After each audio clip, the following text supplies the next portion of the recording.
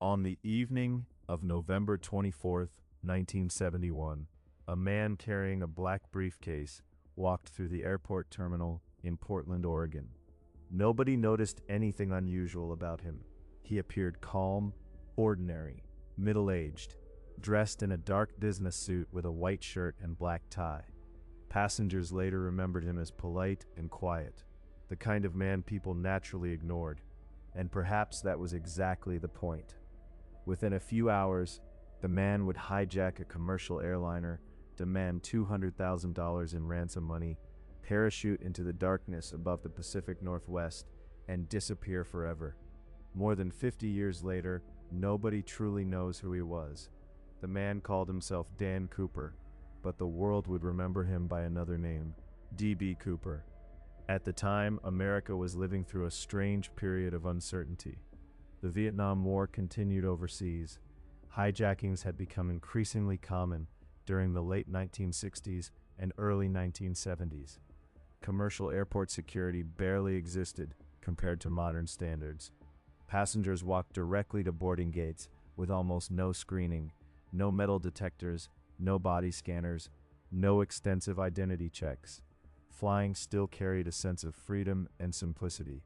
And on that rainy November evening, the man later known as D.B. Cooper purchased a one-way ticket for Northwest Orient Airlines Flight 305, destination Seattle, Washington. The ticket cost $20. He paid in cash. The flight itself was short, only around 30 minutes. Nothing about the situation initially appeared dangerous. Flight attendants welcomed passengers aboard the Boeing 727 while rain covered the runway outside. The aircraft carried 36 passengers and 6 crew members. Most people aboard expected an ordinary flight between Portland and Seattle. Nobody realized they were about to become part of one of the greatest unsolved mysteries in American history. Witnesses later described Cooper carefully.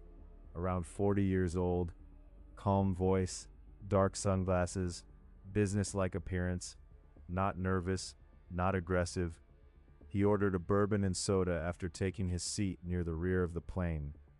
Then he smoked cigarettes quietly while the aircraft climbed into the cloudy evening sky.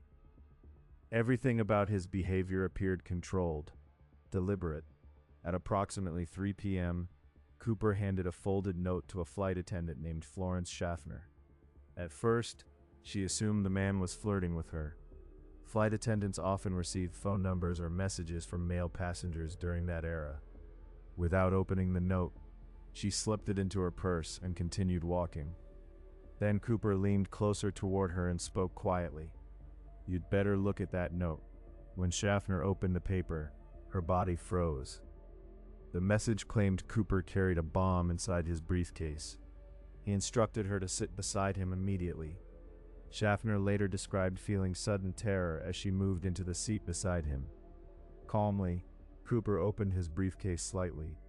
Inside, she saw wires, red cylinders, a battery. Whether the device was real or fake remains unknown even today. But in that moment, the flight attendant believed completely that the bomb was real. And so did everyone else afterward. Cooper remained astonishingly calm. That detail later haunted investigators. He did not shout. He did not panic. He did not threaten passengers dramatically. Instead, he spoke almost casually while outlining his demands. $200,000 in cash, 4 parachutes, and a fuel truck waiting in Seattle after landing. If authorities cooperated, nobody would be harmed. The flight attendant relayed the information to the cockpit immediately. Inside the cockpit, the pilots understood the situation instantly. The hijacking was real. Air traffic controllers contacted the FBI while the plane continued toward Seattle. Authorities made a critical decision. The passengers would not be informed immediately. Panic inside the cabin could become deadly, so while the aircraft remained in the sky, the crew secretly coordinated with federal authorities below. Meanwhile, inside the passenger cabin, most travelers remained completely unaware they were sitting beside an armed hijacker carrying an alleged bomb. Some later recalled Cooper appearing strangely relaxed during the flight. At one point, he even paid for his drink. That tiny detail became legendary later. A hijacker preparing for one of the most infamous disappearances in history, still calmly paying his bar tab. As Flight 305 circled above Seattle waiting for ransom preparations, tension inside the cockpit intensified. The FBI scrambled desperately to gather cash and parachutes before the aircraft landed. Police vehicles surrounded the Seattle airport below, while reporters began hearing rumors of a hijacking in progress. Inside the cabin, Cooper continued smoking cigarettes and speaking quietly with the crew.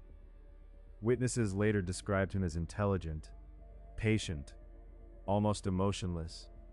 That calmness made him even more frightening, because nothing about him appeared unstable. This was not chaos, it felt planned, carefully planned. After nearly 2 hours in the air, Flight 305 finally landed in Seattle. Outside the plane, emergency vehicles waited beneath the rain and darkness. The airport runway glowed beneath flashing lights, while FBI agents prepared ransom money nearby. Cooper instructed the pilots to keep the cabin lights dimmed and window shades closed. He did not want snipers observing him from outside. Again, his behavior suggested preparation and experience. Authorities delivered the money in parachutes exactly as requested. Flight attendants carried the ransom aboard while Cooper inspected everything carefully. Then, he released all 36 passengers. One by one, they walked off the aircraft into the rainy Seattle night without fully understanding what had just happened. Many later described confusion more than fear. The passengers survived, but the nightmare was far from over, because Cooper had no intention of surrendering. After refueling, the hijacker ordered the pilots back into the sky. This time, only Cooper and the flight crew remained aboard.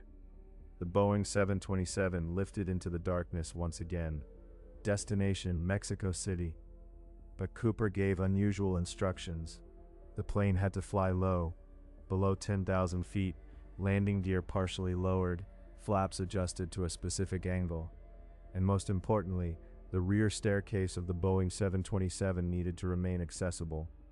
The crew found the request deeply unsettling, because the Boeing 727 possessed something rare among commercial aircraft: a rear staircase capable of lowering directly into open air during flight.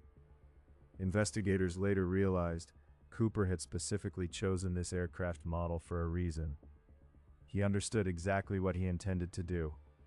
As the plane crossed into the storm-covered skies above the Pacific Northwest, rain battered the aircraft while darkness swallowed the landscape below.